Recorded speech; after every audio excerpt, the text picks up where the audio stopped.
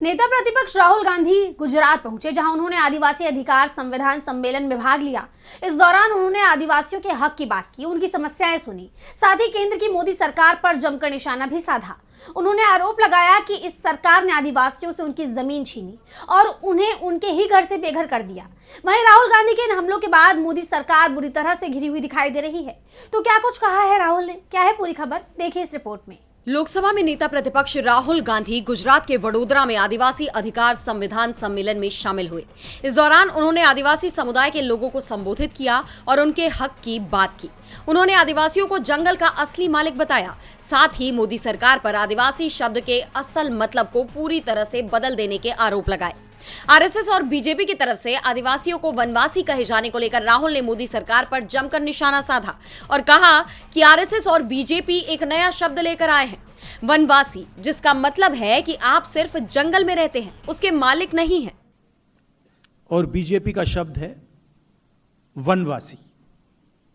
वनवासी का मतलब कि भाई आप ओरिजिनल मालिक नहीं थे। आदिवासी का मतलब यह देश आपका था, ये इस देश का जल जंगल जमीन आपकी थी। वनवासी का मतलब नहीं, ओरिजिनल मालिक आप नहीं थे, ओरिजिनल मालिक कोई और। राहुल गांधी ने आरोप लगाया कि पीएम मोदी सिर्फ दिखावा करते हैं। उन्होंने कहा कि नरेंद्र मोदी और बीजेपी के लोग बिरसा मुंडा की मूर्ति के सामने हाथ जोड़ते हैं, लेकिन वो उन्हीं विचारों पर हमला करते हैं जिनके लिए बिरसा मुंडा जी ने लड़ाई लड़ी और शहीद हुए। जब बीजेपी आदिवासियों के जल जंगल जमीन को छीनती है तो वो सिर्फ बिरसा मुंडा जी ही नहीं, संविधान पर भी हमला करती है। आज देश में विकास के नाम पर आदिवासियों की जमीन छीन ली जाती है और मुआवजा भी नहीं दिया जाता। इस सरकार के हिसाब से आदिवासियों के कोई अधिकार ही नहीं है। उन्होंने आरोप लगाया कि पीएम मोदी ने जंगल की जमीन औने पौने दाम पर अपने दोस्त अडानी को दिए हैं। उन्हें आदिवासी समुदाय की कोई चिंता नहीं है। उन्होंने आरोप लगाया कि वो बोलने की कोशिश करते हैं, कोई समस्या उठाते हैं तो उन्हें बोलने से रोक दिया जाता है।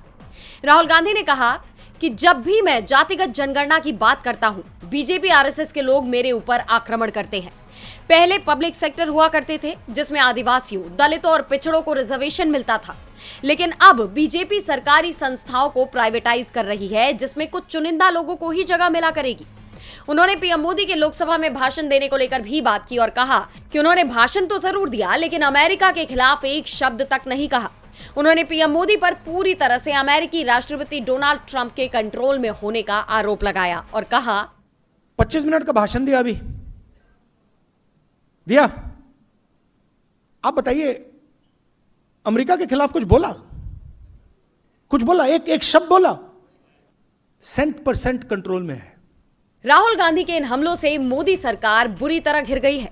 डीबी लाइव की रिपोर्ट।